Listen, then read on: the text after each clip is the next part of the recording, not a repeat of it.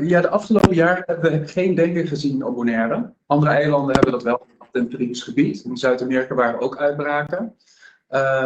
En dat is eigenlijk sinds 2012. Dat was de laatste uitbraak. Daarna hebben we nog wel in 2015 chikungunya gehad, 2016 Zika. En daarna is het eigenlijk wat virus, wat muggeninfecties wat mij betreft heel rustig geweest. Maar we wisten wel, omdat het rumoerig bleef qua uitbraken in Zuid-Amerika en ook bepaalde landen in de Caribische regio, dat het vroeg of laat wel deze kant op zou komen. En daar zijn we ook altijd op voorbereid. Daarom dat we ook elk jaar onze campagnes hebben, onze effectencontrole intensiveren. En daar een speciale strategie voor hebben. En nu is dus wat we ook verwachten, zien we dus nu gevallen. En dat heeft ermee te maken dat 2023 eigenlijk het jaar was met de meeste gevallen ooit gerapporteerd in de laatste 40 jaar aan de WHO voor het Caribische gebied en voor Zuid-Amerika.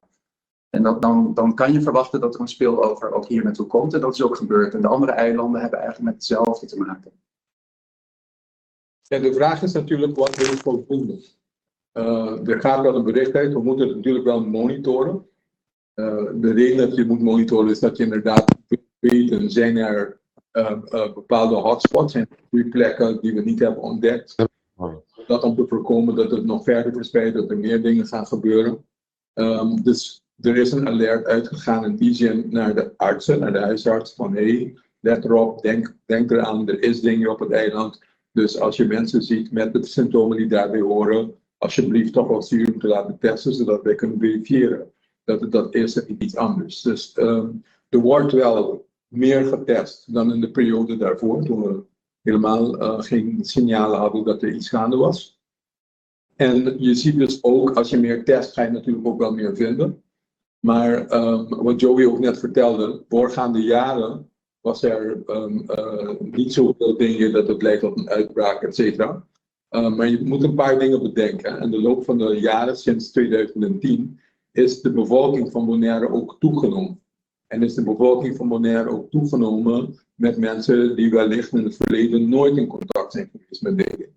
En als dezelfde type dingen circuleert nu, dat de meeste mensen die op Bonaire woonden al een keer hebben gehad, dan zullen zij niet degene zijn die ziek zijn, maar wel degene die nooit eerder dingen hebben gehad. Dus je hebt veel meer mensen die waarschijnlijk wel voor de eerste keer dingen zullen kunnen krijgen wanneer je hier bent. Dus daar moet je rekening mee houden als je naar dit soort dingen kijkt.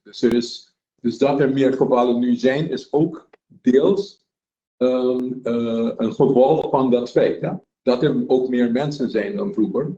En dat er meer mensen zijn die nooit eerder dingen hebben gehad dan vroeger waarschijnlijk. Dus ja, er wordt getest. De huisartsen zijn ervan op de hoogte. Je ziet dus een toename van aantal testen die worden gepleegd. Dus ja, alleen even nogmaals voor de duidelijkheid. De aantallen die wij nu zien zijn niet alarmerend hoog. Ze zijn wel aan het stijgen, maar het is nog in de hand. Daarom ook juist deze berichtgevingen om iedereen opnieuw te informeren over wat er moet gebeuren om te voorkomen dat het verder verspreidt.